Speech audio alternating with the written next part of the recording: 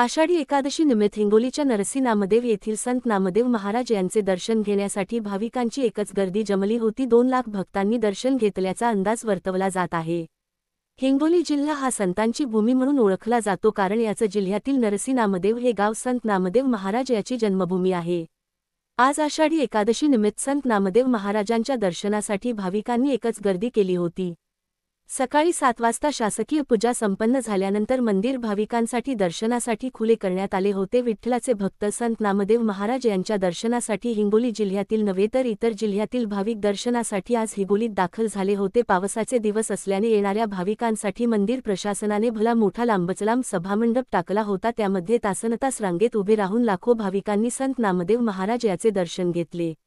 आज आषाढी एकादशी निमित्त सुमारे 2 लाख भाविक दर्शनासाठी येणार असल्याचा अंदाज वर्तविण्यात आला होता। आलेल्या भक्तांची गैरसोय होऊ नये यासाठी मंदिर प्रशासनाकडून जागोजागी येणाऱ्या भक्तांसाठी मूलभूत सुविधा उपलब्ध करून दिल्या होत्या।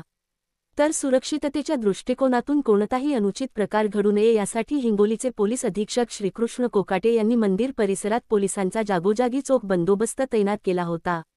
सहारा टाइम्स 24 मराठी हिंगोली।